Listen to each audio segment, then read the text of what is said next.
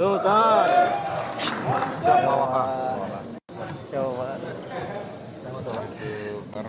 Pak Sultan. Sultan.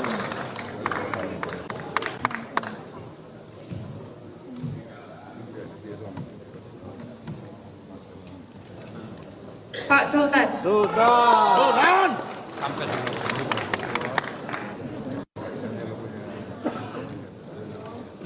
Pak Sultan. Sultan. Alhamdulillah.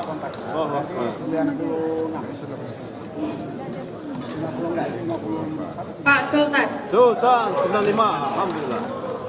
Ayo kita 985. Ibu Elvi. Terakhir tuh. Terakhir. Pak Andi Ihsan. Alhamdulillah. Kemenangan Sultan, kemenangan untuk semuanya. Habis. Total. Jadi 5 95. Sultan 95. 95 tadi ya? 56. 95 ya? 95, 56. 56 tuh yang Lanyala, 95 tuh yang Sultan. Jadi total 95 sama totalnya berapa? jalan dong, Pak. Pas 51 dia dinya. 51.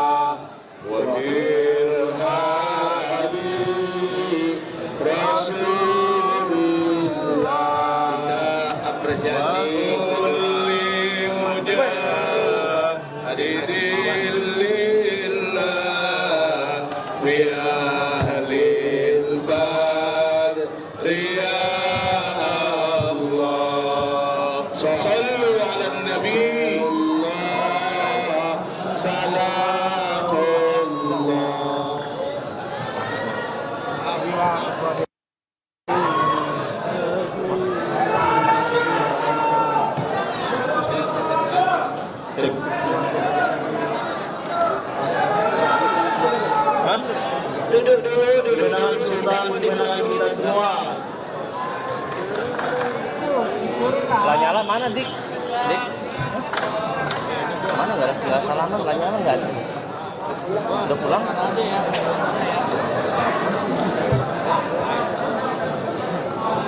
Dulu Bang, lagi Bang.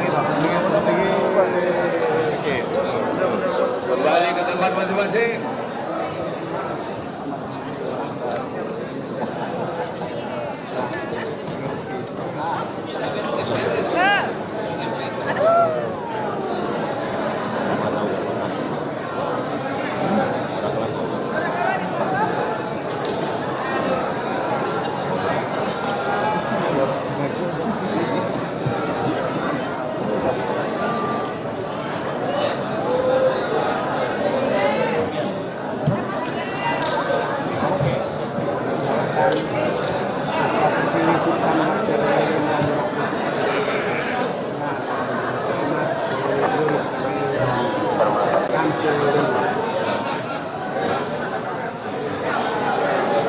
Belum selesai, rapat belum selesai.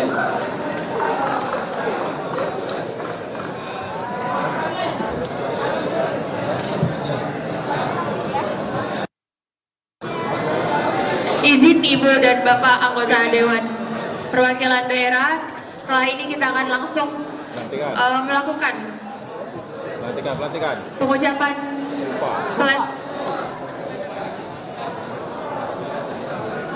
Iya. Bapak Ibu dimohon untuk duduk kembali. Sidang akan dilanjutkan. Ayo duduk cepat biar cepat selesai.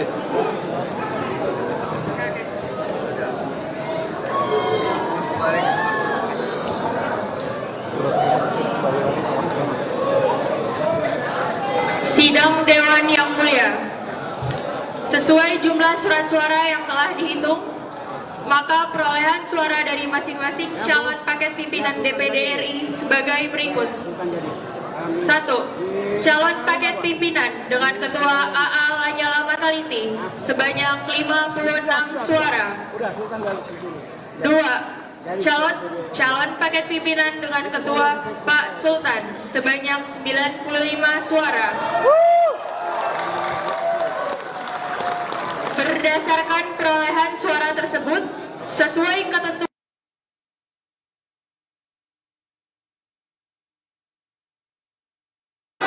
calon paket pimpinan DPD yang memperoleh suara paling sedikit 50% ditambah 1 dari jumlah seluruh anggota yang hadir dan menandatangani daftar hadir dalam sidang paripurna DPD ditetapkan sebagai calon paket pimpinan DPD terpilih.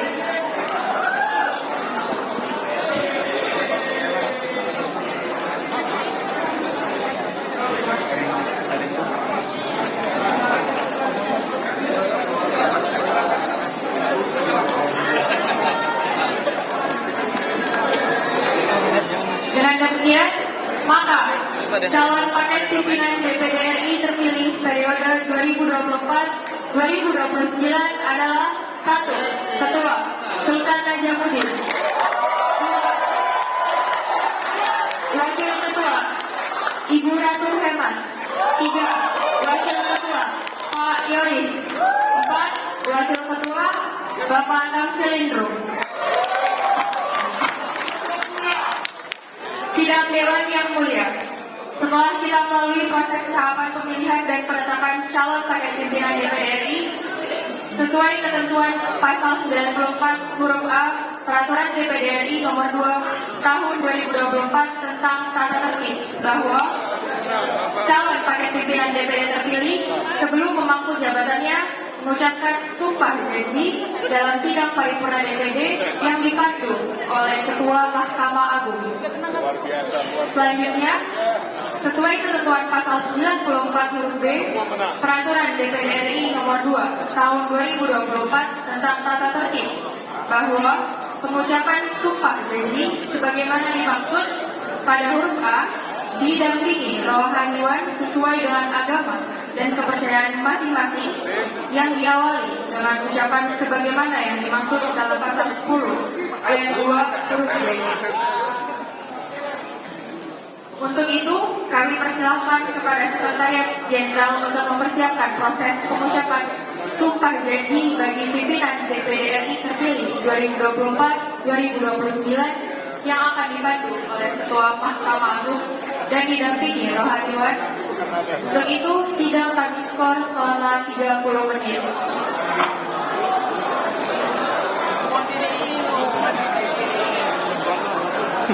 Samaan, 10 menit aja.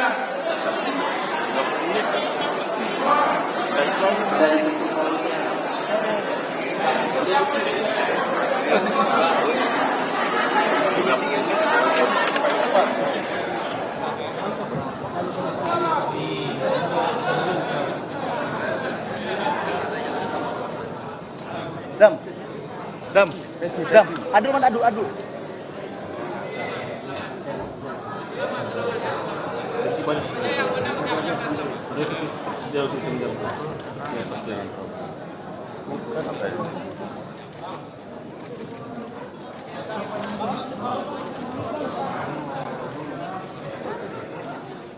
Anda masih menyaksikan Breaking News Kompas TV dan saat ini seluruh rangkaian sudah dilakukan oleh pimpinan sementara DPD RI di mana sudah melakukan proses pemilihan secara voting dan menghasilkan surat suara yang sah dan sudah terpilih secara voting dan secara sah calon pimpinan paket 2 yaitu yang diketuai oleh Sultan Najamuddin dan Wakil Ketua GKR Hemas, Yoris Raweai dan Tamsil Lindrung dengan perolehan suara sah 95. Sementara calon pimpinan Ketua DPD Paket 1 dengan Ketua Lanyala Mataliti, Wakil Ketua Rono Sampono, Elviara dan Adi Malik Ihsan memperoleh suara 56. Selanjutnya sesuai dengan ketentuan yang telah dibacakan oleh Ketua DPD RI sementara yaitu Larasati Moriska dan Ismet Abdullah bahwa akan dilakukan proses pengucapan janji yang langsung dilakukan pada hari ini juga, pada saat ini juga di ruang paripurna DPD RI.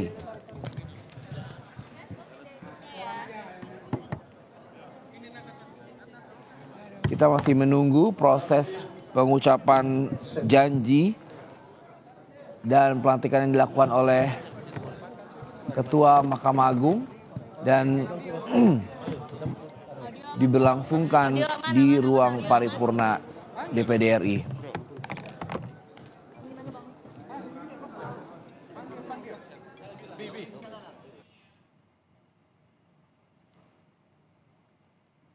Audio, cek audio. Mau doorstop ya. Aman audio.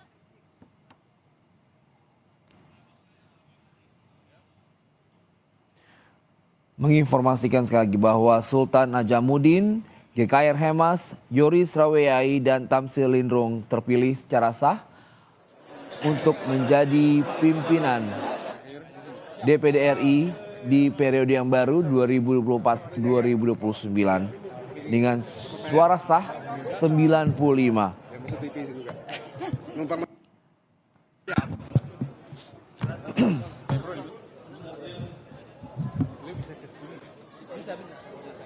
Sudah. Pelan-pelan ya. Ini bisa digeser dikit nggak ya? Bisa. Oke. Sebentar, jadi geser dikit bro. Dan sebentar lagi kita akan mendengarkan pernyataan atau statement pertama. Pelan-pelan ya Bu. Sultan Najamuddin, pimpinan DPD RI yang terpilih beserta dengan wakil ketuanya GKR Hemas, Yoris Raweai dan Tamsil Lindrung yang tergabung dalam calon pimpinan paket 2.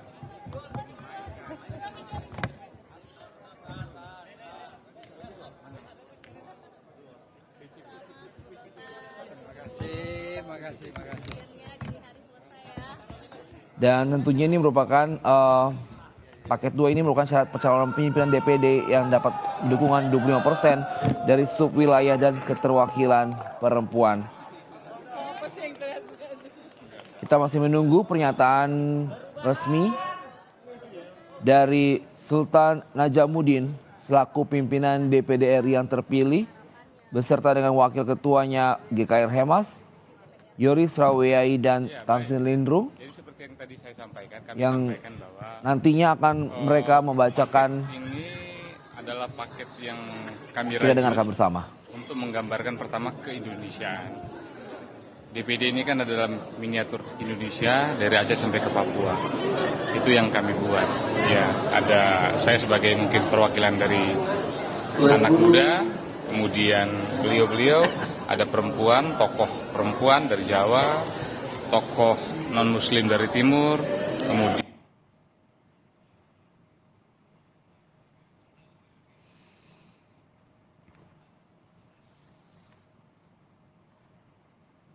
adalah bagaimana memastikan agar lembaga DPD ini benar-benar menjadi lembaga yang dulunya diharapkan oleh masyarakat daerah. Lembaga perwakilan yang kuat, lembaga perwakilan masyarakat daerah yang memang pada akhirnya bisa menjawab permasalahan-permasalahan daerah. Mungkin yang perlu dikritik ataupun yang akan diperbaiki dari kepemimpinan sebelumnya, Pak. Kalau tadi kan dikatakan bisa lebih baik dari kepemimpinan sebelumnya. Mungkin apa yang sudah menjadi catatan Ya, baik. Tadi saya sampaikan ya ada hubungan kolaboratif, kami akan membentuk bahwa DPD ini adalah lembaga perwakilan yang kolaboratif dan inklusif. Jadi dia tidak eksklusif, dia tidak menjadi seakan-akan lembaga yang kerjaannya hanya men-challenge atau membalancing atau memprotes atau enggak setuju gitu loh dengan apa yang dilakukan oleh negara gitu. Nah, ya, jadi yang baik yang sudah dilakukan oleh eksekutif, oleh negara, oleh pemerintah, ya tentu kita dukung. Nah, tapi kalau ada yang kurang-kurang, kita berikan masukan. Masukan secara produktif, secara positif. Kenapa? Karena tagline yang dibangun oleh tokoh-tokoh kita sekarang, dari Presiden Pak Jokowi ke Pak Prabowo yang akan dilantik, itu transisi kepemimpinan yang buat kita itu harus kita maknai sebagai sebuah pintu besar merajut rekonsiliasi nasional. Nah, lembaga DPD ini diharapkan bisa berkontribusi dalam itu. Pak, sebelumnya kan bertemu dengan Pak Prabowo, nanti setelah dilantik akan bertemu lagi. Ya tentu, karena beliau justru kemarin yang berkali-kali menyampaikan, kita harus sering ketemu, kita harus sering diskusi. Kami berempat ketemu beliau, kenapa? Karena memang kita harus bersatu. Untuk kepentingan daerah, untuk kepentingan bangsa, kita harus bersatu, kita harus kuat. Kenapa? Karena negara sebesar kita, modal atau keunggulan kita itu di mana? Di kemajemukan dan kekompak kita. Kalau ya, mudah-mudahan dalam waktu dekat.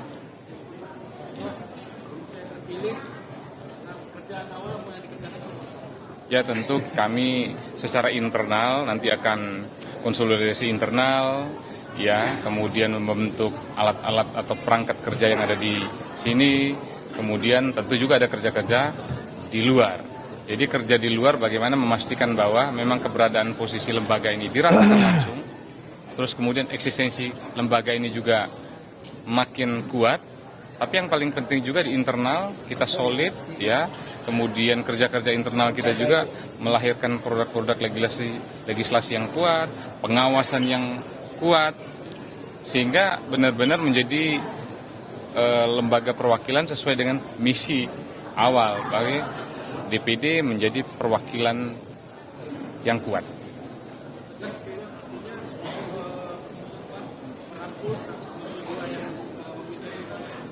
Pasti, karena 152 itu, coba teman-teman lihat, 152 tokoh, 152 anggota DPD itu konversinya sama atau ekuivalen dengan mungkin sekian puluh juta suara masyarakat daerah. Nah ini kan sesuatu banget gitu, ini kan kekuatan sekali. Kalau kita himpun, kita konsolidasikan, bahasa saya itu kita orkestrasikan menjadi kekuatan daerah. Kenapa? Karena program eksekutif atau negara atau pemerintah, ya, salah satu yang paling efektif untuk mendeliver ke daerah itu adalah melalui anggota-anggota DPD. Karena anggota DPD lahir dari tokoh-tokoh daerah. Oke. Ada strategi tersendiri nggak sih komunikasi dengan lembaga lain? Itu yang sebenarnya saya tidak mengatakan tidak dikerjakan, tapi belum maksimal. Nah itu yang memang kami akan maksimalkan, bagaimana hubungan antar lembaga itu makin hari makin baik, kemudian komunikasi yang positif, produktif, tanpa mengurangi kekritisan sebagai sebuah lembaga yang memang harus mengawasi kerja-kerja eksekutif. Tapi kita posisikan bahwa kita posisinya itu bukan oposisi, karena memang tidak dikenal itu, karena kita bukan partai politik. Kita akan melakukan fungsi sebenarnya fungsi parlemen yang kuat, ya, tanpa mengurangi atau mereduksi posisi parlemen atau kamar di sebelah kita. DPR sudah ada. Nah kalau kita kan lebih kepada concernnya kepada urusan-urusan daerah. Mungkin ditanyakan sama beliau-beliau. Udah cukup. Tambahannya. Cukup ya? Thank you. Ya besok-besok kami juga sudah punya rencana. Salah satu yang akan mendeliver program kita itu kan opini publik. Kita mau bikin mungkin seminggu sekali atau 2 minggu sekali ada Coffee Morning sama teman-teman di media. Itu yang akan kita, karena ternyata kerja-kerja anggota DPD banyak, tapi tidak Publikasikan. tidak terpublikasi, jadi exposure-nya aja yang agak kurang. Gitu. Media harus bisa. Media, teman kita nanti media. Oh, diundang katanya. Iya dong, pasti dong. Oh ya, gandengan Bu. Apa? Gandeng, ayo gandeng tangan. Langkah. Bentar izin. Anak muda. Hidup anak muda. Anak muda untuk Indonesia. Untuk Indonesia. Oke. Tapi tunggu pelantikan dulu ya. Kalau pelantikan baru sah. Pokoknya teman kita adalah teman-teman nanti.